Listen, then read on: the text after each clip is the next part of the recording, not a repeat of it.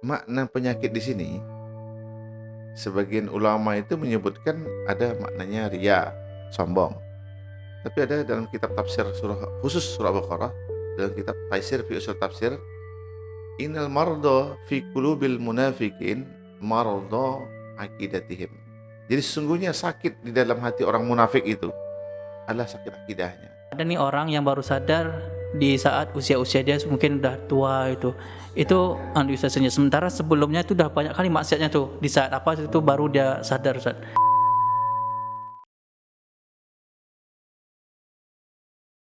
Iya. Eh, tentu kita secara pribadi bisa apa enggak ya, kan enggak tahu kita, tentu melalui Al-Quran dan Sunnah. Iya, iya. Nah, di dalam Al-Quran surah An-Nur itu ada dijelaskan Allah SWT melalui firman-Nya bahwa Allah akan memasukkan surga seorang hamba itu bukan karena amal, Bukan karena amal. tapi karena kasih rahmat Allah. Jadi orang itu akan diberikan rahmat Allah. Nah, maknanya apa? Kalau mungkin selama ini ada orang maksiat, ya dahsyat sekali maksiatnya, terus menjelang di hari tuanya, baru dia sadar, baru dia dapat, dia seolah-olah baru lahir, ya kan? Dapat dia kemurnian Islam itu, dan dia beramal dengan sungguh-sungguh. Dia korbankan segala hal yang dia miliki untuk demi agama Allah ini. Bisa jadi dengan itu dapat rahmat Allah. Tentu Allah akan maafkan kesalahan yang banyak. Masya Allah. Ya. Dan orang yang dari kecil beramal sampai saat ini, maka jangan angkuh dengan amalnya. Tetaplah rendah hati kan. Rendah hati saya. Jangan sepelekan orang yang baru tobat, jangan dipermainkan. Kadang-kadang kan ada nih, dia disuruh membina orang yang baru tobat misalnya. Dia janjikan jam sekian, tapi dia malah udah orang ngumpul, dia tak janji nih. Saya tak bisa gitu. Itu tak boleh. Itu namanya, mudah-mudahan orang seperti ini memang silap, dia memang betul-betul tidak ada memang waktunya bentrok. Tapi kalau dia permainkan, justru lebih baik orang yang baru tobat itu daripada yang udah lama tadi. Iya. Karena kita ini kan harus khawatir terus. Kita pakai yang apalah istilah yang saat ini. Kita ini semuanya ODP, orang dalam pantauan Allah. Jadi kita nih ODP kita, ya? ODP, orang dalam pantauan Allah. Jadi orang yang baru tobat, sudah lama tobat, yang mungkin baru amal sedikit, mungkin sudah banyak beramal, harus khawatir, diterima apa enggak? Mampu enggak amal itu sudah menjadi pemancing rahmat Allah ke kita? Jadi itu yang harus kita lakukan. Makanya amal-amal, orang ada juga nanya kadang kan, kalau gitu ngapain kita sholat? Kenapa berzikir? Kan yang masuk surga kan karena rahmat Allah, bukan karena amal katanya. Amal yang dilakukan itu untuk memancing rahmat Allah. Maka lakukanlah amal itu yang membuat rahmat Allah turun ke kita. Gitu. Bukan asal-asalan kan. Asal sholatnya cepat. Kadang sholat tidak pula sempurna 5 waktu. Sholat zuhur ada, asar ketiduran kan. Maghrib nanti, apalagi bulan Ramadan, kebanyakan makan, nanti jelas digabung sampai isya kan. Ini bukan seperti ini yang akan dapat rahmat Allah, tapi betul-betul sungguh. Dia melaksanakan itu memang menunjukkan penghambaan dia kepada Allah. Penghambanya kepada Allah. Jadi bukan asik-asikan, hebat-hebatan, karena ada orang kadang pencitraan beramal itu ya. Iya betul, Ustaz. Baik itu yang sudah lama ataupun baru. Kalau pencitraannya apa gunanya? Karena Rasul bersabda itu kan innamal a'malu binniyat. Segala amal itu mesti ada niat. Wa innamal likulli imri'in ma nawa. Segala amal itu akan dinilai sesuai dengan niatnya. Kalau niatnya karena Allah, maka diterima. Termasuk orang baru taubat tadi. Kalau dia lakukan karena Allah, semuanya karena Allah. Banyak kita jumpai kan. Begitu dia taubat, malah kita yang dari pesantren iri nih kok amal dia, kesungguhan dia, perjuangannya. Kan dahsyat. Kok dia itu udah 10 langkah lajunya dari kita. Nah, itu dahsyat. Masya Allah. Makanya tetap diterima. InsyaAllah. Oh iya, Ustaz. Ini pertanyaan, Ustaz. Terkait bulan puasa nih. Ini kan ada orang yang kadang puasa ya, Ustaz kan, tapi nggak sholat, itu gimana, Ustaz? Akidah juga sakit. Malah dia takut tak puasa kan, tapi dia tak takut tak sholat, tidak takut dia meninggalkan sholat. Jadi gimana, Ustaz? Ini apakah puasanya diterima lalu sholatnya dihitung lain atau bagaimana nih? Jadi kan memang setiap amal itu kan punya sub konsep tata caranya. Maka ketika tata caranya sempurna, dia akan diterima, ya kan? Dia akan ada nilai pahala, akan ada nilai kebaikan. Cuma Kalau dosanya lebih banyak, ya nggak cukup kan Betul. menolongnya. Iya, iya. Apalagi kan sholat itu rasul ibadah, pemimpinnya ibadah. Mimpinya ibadah. Kalau pemimpinnya nggak ada, gimana ada pasukannya? Oh Kan gitu gitu. ya. Maka logikanya gini aja, kita kerja, Mm-mm. gaji sebulan 1 juta. Mm-mm. Bulan besok itu kita punya utang 100 juta. Yang kita lakukan untuk mendapatkan 1 juta saja. Gimana bayar 100 juta? Ya kan? Iya, Mesti ngutang 90 berapa? 99 juta lagi. iya, iya. Berarti kita akan ditangkap juga, akan dihukum juga sama yang ngasih utang. Nah gitu amal tadi. Jadi jangan berpikirnya, dia kadang puasa itu tak mau dia tinggal. Puasa nggak tinggal. Tapi sholat Soal apa namanya longgar. longgar. Ya, mudah-mudahan di Pekanbaru tak terjadi. Biasanya banyak di daerah biasanya. Wallahu alam ya. Alam Kalau Pekanbaru ini selagi tak salah memang tak mau semuanya. Tapi kalau di daerah kayaknya banyak yang kayak begitu. Iya, Ustaz. Puasanya 30 hari, Mm-mm. sholatnya nggak dilakukan. Nah, kan ini apa namanya bisa kena hina di dunia, di azab di akhirat. Kenapa? Mengamalkan sebagian, menolak sebagian. Ya. Masya Allah. Jadi Ustaz, bagaimana nih Ustaz cara kita memanfaatkan waktu kita yang ada nih Ustaz? Dan masa yang tersisa, kita nggak tahu nih kapan sampai kapan kita hidup tuh kan, dengan Iya, masa iya. kita yang tersisa sekarang tuh Ustaz. Makanya gini, kita sadari waktu ini adalah yang diberikan Allah. Mm-mm. Jadi waktu itu kan bisa kemungkinan 5 hukum yang kena di waktu yang kita pakai. 5. Iya, kalau enggak halal, haram, kalau enggak sunnah, Mm-mm. makruh, mubah. Mubah. Ya kan gitu. Mm-mm. Itu aja kemungkinannya. Nah, sekarang ini kita sedang duduk. Duduk itu apa hukumnya? Mubah. Mubah. Lalu orang duduk melakukan bicara tentang kebaikan dunia dan akhirat. Mm-mm. Maka dia menggunakan waktu tadi baik. Dari yang mubah tadi jadi pahala. Jadi maksudnya waktu yang Allah berikan itu kepada kita, maka jangan disia-siakan, jangan digunakan untuk maksiat. Termasuk waktu. Jadi gini, ada waktu, ini sekarang waktu wabah. Mm-mm. Apa yang kita lakukan untuk kebaikannya? Jangan terlena, aduh wabah. Cuma wabah aja pikirnya. Kok Mm-mm. tidak kerja, saya nggak bisa ngapa-ngapain. Mm-mm. Harus di rumah aja gitu. Di rumah aja. Orang yang tadi mengerti waktu itu diberikan Allah, dia akan mikir bagaimana juga bisa menghasilkan kebaikan. Walaupun di rumah aja. Walaupun di rumah aja. Homestay kan? Iya. Apa? Stay home. Stay home Ustaz. Ya. Jadi orang beriman itu kenapa? Kalau dia di rumah aja tidur-tiduran, tidur kan mubah, Iya. tak ada nilai apa-apa. Uh-uh. Kalau seandainya wabah ini terjadi 3 bulan, berarti dia tak melakukan apa-apa selama 3 bulan. Tak ada nilainya. Nggak ada nilainya. Iya kan? Rugi kan? Rugi Ustaz. Rugi lah. Jadi bukan apa namanya mengeluh dan seterusnya. Apalagi sampai maksiat, Mm-mm. berencana yang tidak. Sedangkan yang tidak ada manfaatnya saja rugi. Mm-mm. Apalagi yang maksiat. Makanya benar kan dalam firman Allah itu semua mungkin sahabat-sahabat kita hafal semua itu ayat wal asri ya. Innal insana lafi khusr. Uh-uh. Demi masa semuanya manusia itu merugi. Kata Allah SWT ini merugi. Merugi Ustaz ya. Karena dia kasih waktu duduk ada, ada duit, apa yang membuat dia untung? Ada uang tuh. Mungkin diinfakkan. Mm-mm. Traktir kawan itu juga berinfak. Mungkin kalau anak mahasiswa talangi dulu SPP-nya, walaupun nanti dibalikin lagi, tapi dapat pahala. Pahala dapat, duit balik. Iya, iya. Kalau memang yang ditalangi tadi sadar ya. Kok yang nggak sadar ya Ustaz? Ya disadar-sadarkan terus kan, disadarkan terus. Jadi ini apa namanya waktu ya, pentingnya waktu. Jadi kadang karena memang orang tidak bisa memanage waktu, Mm-mm. sehingga waktu itu tak berguna bagi dia, rugi lah. Jadi yang mubah saja itu rugi, yang apalagi yang maksiat. Mm-mm. Maka seorang mukmin apa? Ya melakukan yang berpahala. Berpahala.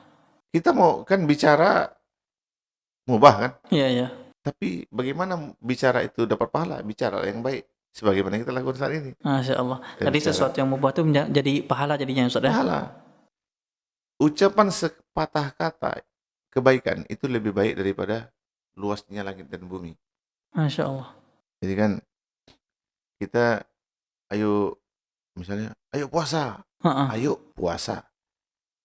2 kata kan? 2 kata. 2 kata. Didengar oleh para malaikat.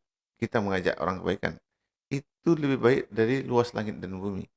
Hanya sekedar perkataan begitu Ustaz ya? Itu kebaikan. Masya Allah. Ada orang diberikan kebun sawit 100 hektar. Mm-mm. Bahagianya luar biasa kan? Luar biasa. Luar biasa. Banyak tuh. Bagaimana dengan luas langit dan bumi? Jauh lebih luas daripada kebun sawit. Jelas lah. Jelas. Ya kan? Langit kita tak tahu ada apa di sana. Ada matahari. Matahari itu mahal atau murah? Mahal kan? Mahal lah. Mahal. Nggak bisa manusia buat itu. Buktinya tidak ada yang mampu beli. Kalau ada yang mampu beli mungkin udah turun matahari di bumi. Saking mahalnya kan. Begitulah dahsyatnya. Dan itu diberikan orang yang menggunakan ucapan kebaikan gitu. Itu dahsyatnya. Diberikan Allah itu. Mm-mm. Kalau begitu, tapi di masa Rasul ada juga yang protes. Namanya tantangan dakwah ya. Mm-mm. Jadi kalau zaman sekarang nanti ada juga orang protes, ini tidak heran kita, di masa Rasul ada. Kalau kita masuk surga, lalu neraka di mana katanya? Bukan bingung jawabnya. Mm-mm. Kok masih mikir neraka dia kan? Kan Rasul mendakwahkan ayat tentang luas langit dan bumi itu. Ini kan tafsir surat Ali Imran 133 itu. Mm-mm. Wasari'u ila maghfiratin min rabbikum wa jannati arduhas samawati wal ardh. Surga seluas langit dan bumi itu kan. Kalau ada kita dapat surga seluas langit dan bumi, lalu neraka di mana? Maka bagaimana Rasul menjawabnya? Mm-mm. Kalau Anda berada di siang hari, di mana malam? Tak bisa juga orang itu jawab kan? Iya, iya. Artinya apa? Malam itu tetap ada, tapi ngapain kita pikirin kalau kita berada di siang hari? Kalau kita berada di surga, ngapain bikin neraka lagi kan gitu? Ada memang tantangan seperti itu. Mm-mm. Ini sebenarnya tantangan itu membuat orang biar jangan sungguh-sungguh melakukan amalan yang mendapatkan surga seluas langit dan bumi tadi. Mm-mm. Padahal kan dia lakukan sedikit, tapi Allah kasih besar. Mm-mm. Itu kenapa? Karena waktu tadi itu anugerah Allah, dia gunakan sesuai dengan yang disukai Allah, kebaikannya. Makanya jadi bermanfaat. Masya Allah. Luar biasa Ustaz. Jadi kita bisa menggunakan waktu kita tuh sebaik-baik mungkin. Yang tersisa sekarang itu untuk kebaikan kita. Untuk Ustaz, kebaikan. ya? Termasuk anak muda pun di masa mudanya jangan sia-siakan. Mm-mm. Justru kan Rasul itu ada bersabda ya tentang anak muda ini. Mm-mm. Jadi kata Rasulullah, aku lebih senang orang beribadah. Mm-mm. Tapi aku lebih senang lagi kalau anak muda yang beribadah. Masya Allah. Kenapa? Dia masih muda, energik, Masih muda. godaan banyak. Seorang anak muda gagah di WA sama seorang akhwat. Bang, malam minggu ini kemana? Misalnya gitu ya. Iya. Oh, insya Allah mau pergi dakwah. Oh, itu jawabannya. Ya kan? Dakwah. Saya mau dakwah. Ya, ayolah makan jagung. Jagung itu tak ada pahalanya. Kalau ukhti mempunyai uang untuk beli jagung, bagus beli jagung itu infakkan kepada anak yatim, fakir miskin, janda tua, orang-orang jompo gitu kan. Ini anak muda, wah ucapan itu keren, terbaik itu. Dan itu jarang terjadi kan. Masya Allah, jarang tuh yang terjadi. Jarang. Kalau udah di akhwat, udah hilang kesadaran kita sebagai manusia. Kita udah nggak tentu pintu depan tak tahu di mana, karena sudah di WA semua, seorang wanita kan. Apalagi di WA itu kan nampak foto profil. Pas dia tengok, Masya Allah, kata kan gitu. Masya Allah, ukti. Jadi artinya apa? Itu sebenarnya anugerah tuh, rasa energik tadi ketika kita ditegur sama wanita bahagianya luar biasa. Itu anugerah Allah. Anugerah Allah. Maka cara memenuhi, mensyukurinya, kemudian menggunakannya, jangan kita gunakan untuk sia-sia. Kita masih kuat, lari ke sana kemari masih jago, masih kuat, bagus guna untuk dakwah. Cepat kan, mau kemana dakwah sana? Oh, dia cepat aja. Tahan kena angin, bawa sepeda motor. Kalau udah tua kan udah payah. Jangan kan naik sepeda motor, duduk di rumah aja masuk angin dia. Ya kan?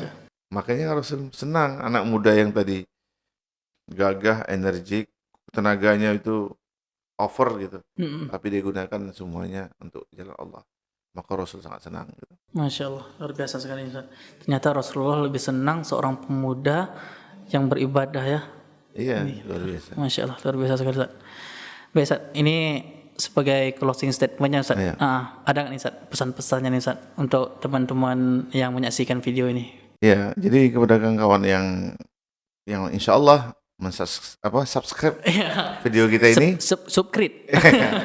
kemudian like bahkan men-share-nya, Iya. karena memang ingin jadi mendapat amal jariah. Mm-mm. Maka ingin kami sampaikan begini, kalau mau melakukan kebaikan, apapun kebaikan itu, sadari bahwa kebaikan itu untuk kita. Mm-mm. Sekalipun kita ngajak orang lain, Iya, iya. itu semuanya kebaikan untuk kita. Dan ingat, walaupun Anda itu masih muda, ya kan, masih energik, Iya, iya. jangan anggap kematian itu lama. Dan kematian Itu dekat. Dan kita banyak di sekeliling kita anak-anak muda yang meninggal dulu. Betul. Tapi alhamdulillah mereka itu meninggalnya dalam keadaan husnul khotimah. Masya Allah. Ya, ada teman saya itu waktu itu masih kuliah dulu ya. Baru-baru masuk kuliah di Pekanbaru nih. Kami masuk ikut komunitas aktivitas dakwah dan dia sangat energik ya. Hujan dia sedang demam, disuruh mengisi pengajian, dia pergi. Padahal kalau kena air hujan sedikit tuh akan meningkat panas tinggi badannya. Mm-mm. Tapi dia pergi karena dia ingin syahid ya. Dia itu cita-citanya syahid. Bahkan sebelum ke Pekanbaru itu dia mau ke Palestina waktu itu. Masya Allah. Ingin jihad. Nah, maka keinginan itu dia arahkan untuk dakwah.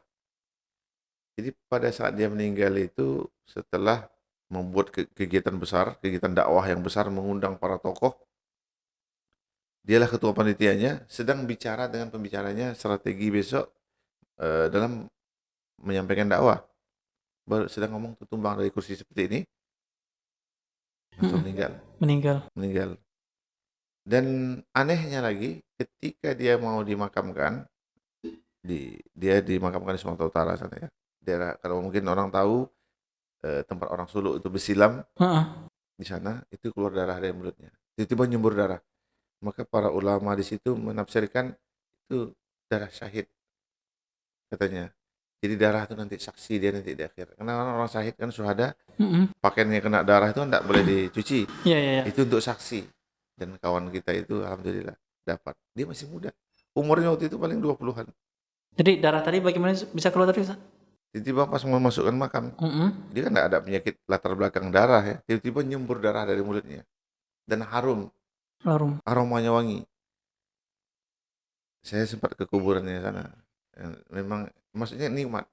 Di kuburan itu nikmat. Seolah kita bicara seperti ini. Masya Allah. Jadi artinya apa? Itu sebagai gambaran anak muda juga bisa mendapatkan kebaikan. Masya Allah. Artinya kalau seandainya di luar dipanggil, masih bisa punya kesempatan baik kan, meninggal dalam keadaan husnul khotimah, sedang energik, sedang kuat-kuatnya, sedang tahan kena angin, tetap dakwah, dipanggil Allah, ya husnul khotimah. Jadi intinya, apalagi di bulan Ramadan ini, jangan tinggalkan kebaikan sedikit pun, karena kebaikan apapun yang kita lakukan itu untuk kita, apalagi itu bermanfaat bagi orang lain. Nah itu ya. Masya Allah. Baik, semoga teman-teman yang menyaksikan video ini kembali mendapatkan manfaat dari cerita-cerita santai kita, sharing-sharing santai, tapi tetap ada manfaatnya, tetap ada nilai pahalanya. Maka semoga kita adalah orang yang bisa menggunakan bisa memanfaatkan waktu kita yang ada sekarang untuk kebaikan. Selagi masih muda, lakukanlah kebaikan-kebaikan yang bisa kita lakukan. Karena Masya Allah, Rasulullah itu lebih senang dengan pemuda yang beribadah, pemuda yang mencintai masjid, pemuda yang mencintai agamanya. Masya Allah, semoga kita dan teman-teman yang menyaksikan video ini, yang tentunya masih muda pula, adalah pemuda-pemuda yang dirindukan surganya Allah. Amin ya rabbal alamin. Saya tutup dan doa kafatul majlis. Subhanallah bihamdika asyhadu an la ilaha illa anta astaghfiruka wa atubu ilaik. Wassalamualaikum warahmatullahi wabarakatuh.